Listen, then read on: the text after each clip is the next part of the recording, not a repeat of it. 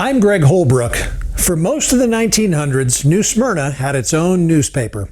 In fact, there were several newspapers over the years. The Pelican, the Breeze, the Observer, and of course, the New Smyrna Beach News. In a time when everyone knew their neighbors, newspapers were vitally important to the community. From the gossip pages to the sports section, newspapers were a way for residents to bond with their fellow citizens.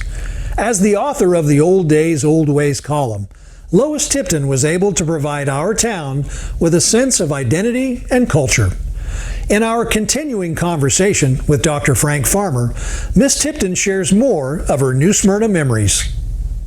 Let's talk about some of the other aspects of this area that you grew up in, the natural resources, the river, the beach, oranges, except the oranges, which you've already talked a little bit about. But of course, at that time in mid 1940s, when the war was over, the Indian River was still a pretty pristine area. Do you remember eating oysters or fish? Oh yes, oh yes. We had, they call them oyster roast, and we'd go down to the Packwood place in Oak Hill, and they were set up for just that. And they had these great big squares. Say for example, from that chair over here, and underneath where he is over there, that would be hot fire underneath it, you know. And they would put the oysters on that. They'd bring them in, the men had already gotten them, and they would hold them in the water until people would come. You had what they call oyster roasts. So these oysters, did they get them from the Indian River? They were nice, clean, decent food to eat back then. It's not like that now, but it was back then. The river. You can't eat the oysters now. No, sir. The river was clean. It was pretty. It was just nice, you know. So it was safe. They said it was safe to eat them. And plus, there were other wildlife from the river. The fish. Oh yeah, fish. And, lots of fish. As I understand it, the headwater of the Indian River Lagoon is where shrimp go to spawn, and then they swim back up the river, go out the inlet, and right, and they live in the ocean. But so people gathered shrimp also. Oh Lord, yes. We lived on fish and shrimp, and sometimes once in a while we'd have a piece of meat. But all gotten from the Indian River. Oh yeah, oh yeah. Plentiful too. Which you would not eat today. Probably not. No, I don't know that I'd eat any oysters today, unless it was in a protected area.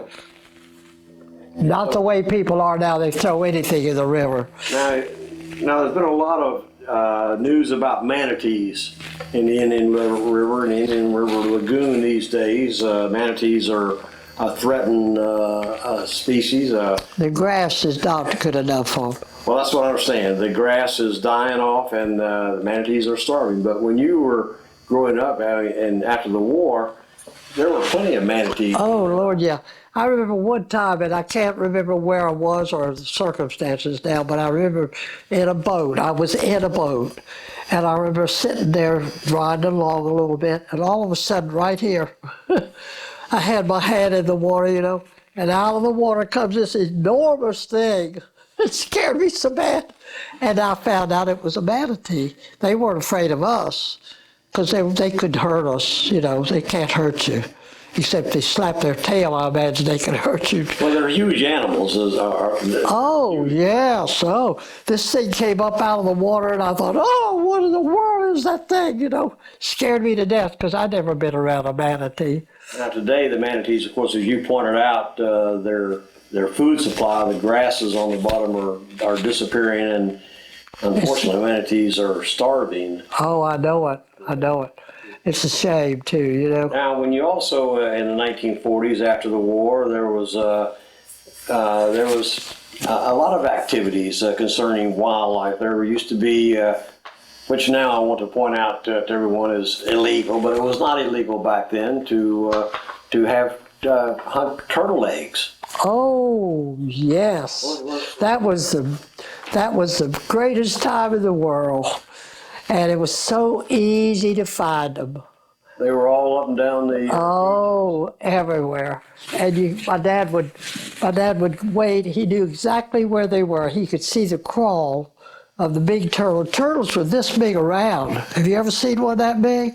I've seen them in aquariums. Oh, my Lord, they were enormous. I got up on the back of one of them and rode him to the water. That's how big he was. Of course, that would be illegal, but back then. Oh, of course it was illegal, but my dad was right there, you know. And he just picked me up and put me up on the back of that turtle and all the way to the water. Then he picked me up and took me off. Now, I understand that turtle eggs were prized by some people for the baking, is that? Oh, they make the best cakes you have. They're rich eggs, and they make wonderful cake. My dad used to get them a lot and bring them to my mother, and she'd make a cake or two with them. Now, there was a way you told me that back in those days, when collecting turtle eggs were legal, as it is now not, a way of telling if a turtle egg was a good egg or a bad egg. Remember that? How you? Oh, yes. You pinch it, the skin was soft. It wasn't like an egg, you know, like we know an egg. This was soft egg. The skin outside, you'd pinch it, and if it was bad, you could tell it immediately because it smelled terrible. But most of them had the prettiest yolks in them you ever saw. Yeah. And they made cake. Oh, my mother's made many a cake with turtle eggs. Well, I've talked to many old timers, and they all say that they were great for baking, and as you said, for cake. So my dad would watch where the crawl was. We'd drive over and just sit quietly in the car, and sit there, and you could see the turtles. Every once in a while, you'd see a big turtle. Most of them, they'd already been up and back to the water. They'd come up and lay their eggs and go back, see? And he would drive along real slow, and he'd see the crawl where the turtle crawled all the way up to dig the hole. And they would dig a hole as deep as where his knees are down to there. That would be, oh yeah. They'd take their flippers and do this. Do you remember a community over on the beach side? It was over on the Burial Island on the riverside called Eldora. Oh yes, sir. I never went there, but I remember it. It was a community. Yes, it was. A thriving, inhabitable community. Today, it's part of the National Seashore. Seashore, yes, it is. Eldora it's kind of a stopover, a little trading post for travel up and down the Indian River. Right. And there was a little industry with sawberries or the little berries that grow on palmettos. They use them for some additional purposes at one time. I remember. Yeah, I remember those. There was a little thriving community down there. Yeah. Today it's just a historical. Oh yeah. Historical site. So living in New Smyrna Beach in the 1940s, 1950s, you've already said there was no fireplace, no central heat, no air conditioning either. Oh no! Are you kidding? No, sir. And the windows were our air conditioning. We had a fireplace in our house, and my dad would get up real early and build a great big fire. It'd be so hot that you'd have to stand on the other side of the room we got our clothes in there. Mother would lay out our clothes for us to go to school, and we would dress right there in the living room where it was warm, see? Now, you had no refrigerators either, did you? Oh yeah, we had a refrigerator. We didn't have an electric refrigerator. An ice box. An ice box. Tell me the what. The top of it was where the ice sat, a block of ice like that, about that deep. My dad would pick it up and put it in the top, and that would keep all the butter and whatever, eggs or whatever my mother wanted in the bottom of the cabinet. How often did you have to put ice in the top of the ice box? I don't know. What'd you say? How often did you have to put? Well, as soon as it would melt down, he would put another one in there. So in the summer, it probably was about every day, wasn't it? No, not every day, because it was closed up. It would keep for a while. Where'd you get the ice? At the ice house. So there was an ice house in this. Oh yeah. Beach. You know where? Let me see. You know where the used to be the high school. Yeah. Okay. Right across the street. Yes. Was the ice house. So that That was where people got. That's where they got their ice, and they go get it too. They didn't have it delivered. Put it in the car, take it home. No, they didn't put it in the car. They put it on the running board of the car. There was a running board on the car where you stood from the ground, you stepped on the running board, and then stepped in the car. It was a little running board all So the they way. put the ice on a running board, transport it back home. Take it out and put it in the top of that ice box.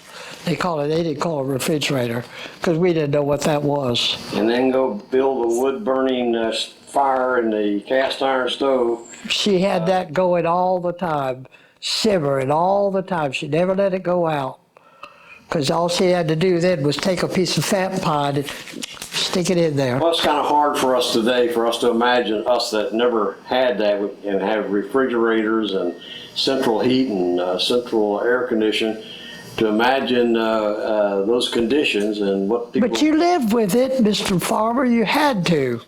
Wasn't any other way. We didn't know any other way, you know. Speaking of that, there were no, as I said, supermarkets. No ready-made cake mixes. No, good Lord, no. From scratch. Oh, yeah. And Good cakes, too.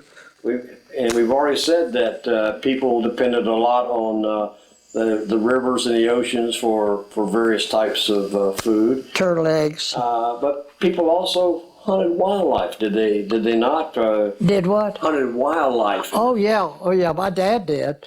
He would always, we never worried about Thanksgiving because we always had a turkey. He would go out in the woods and they were plentiful. And he would always bring a turkey out home in the woods for Thanksgiving. I remember one time he went down on the river and he brought home a bunch of ducks, and they were real pretty colors, you know, pretty ducks. I don't know what kind of ducks they were, but they were pretty. And he had them there, so he would clean them, and my mother would cook them, you know. And we saw those dead ducks, and we started to cry. They were dead. Poor little duck was dead.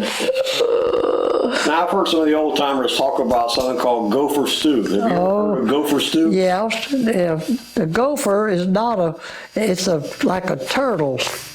It's a land. It's a Land turtle. Which today, again, is illegal to. Oh, yeah. Well, my mother would not cook it. Not mess with. Your mother would not cook that? No, sir. But No way. But a lot of people around here would. Oh, yes, indeed. They would take that meat. We had a group of people that lived here. I don't know if you remember or you've been told about them. They were Menorcans. And they were. Sure, they were the original settlers. Right. There. And they were the ones that did the gopher stew.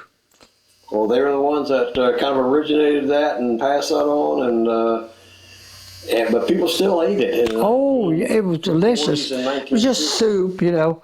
My mother was, as I told you, she was a fanatic about food. She had her own way, and she passed it on to her daughters.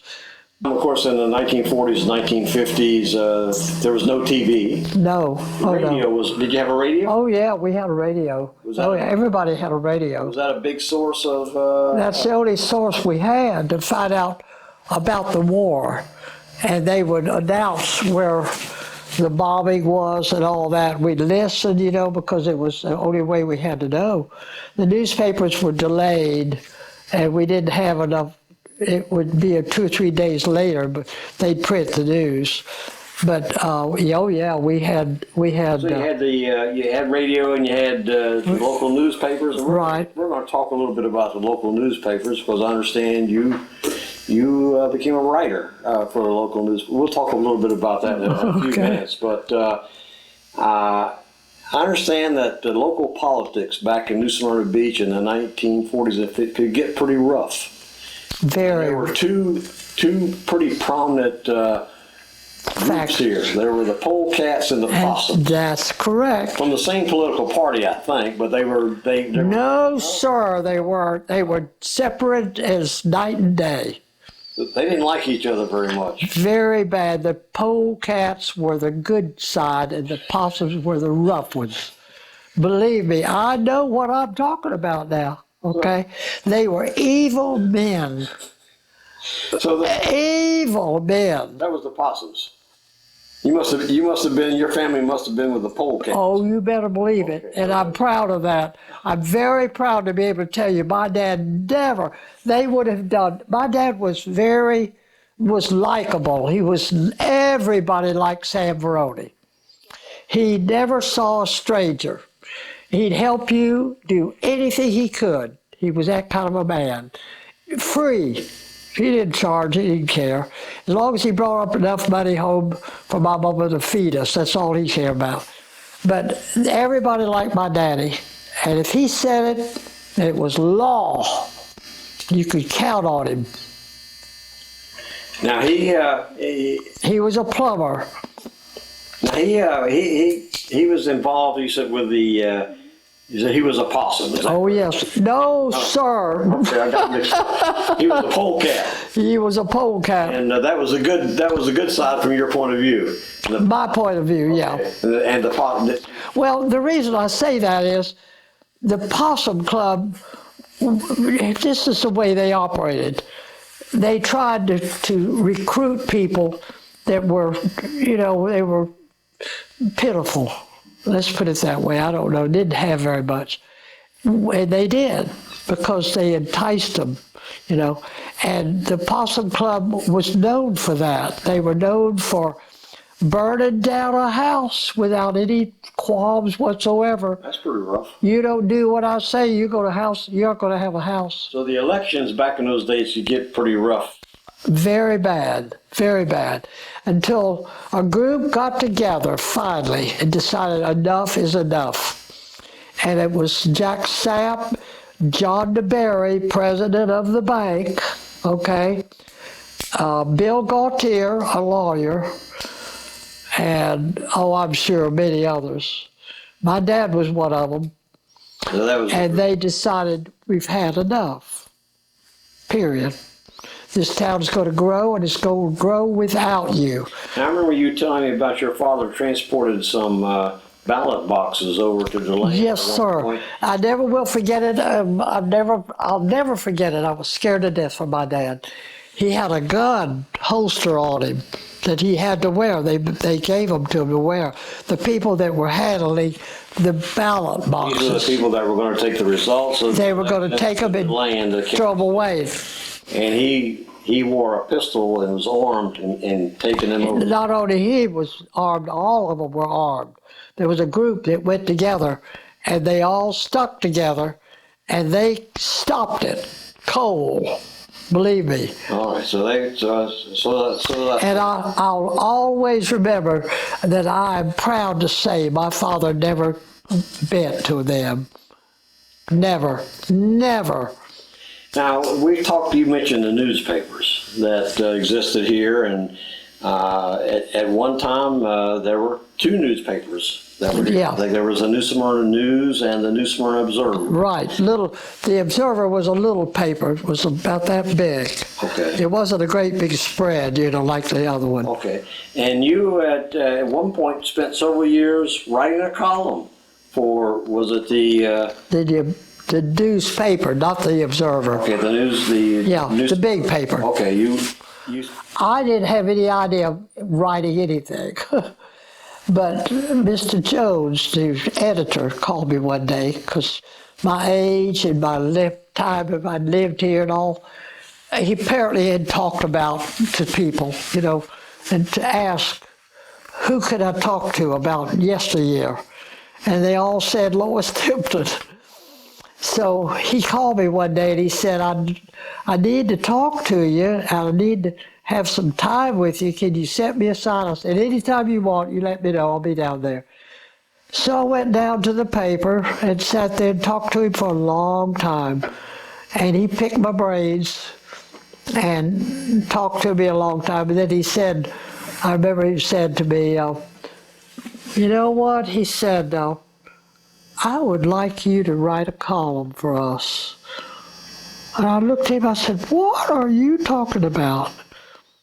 He said, there are very few people that know what you know about our town. They're all gone. So I said, well, what do you want to know? He said, I don't care what you write, just sit down and write. As it comes in your mind, write it.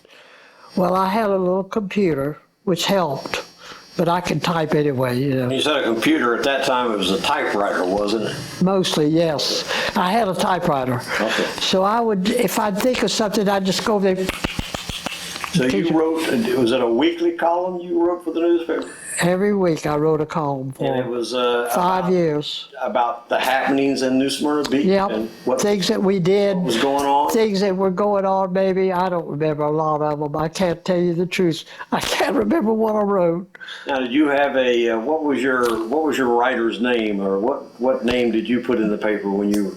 I think they just had Lois Tipton. I'm not sure. Okay, They had a little picture of me right in the middle of the page. It was the first one that came out. I had no idea that they were going to do it. And here's this newspaper, great big newspaper. The whole page was my column. And I sat there, you know, I started to cry. And my husband said, "What is the matter with you? What's wrong?" I said, "Look at this. They've got my name on this thing."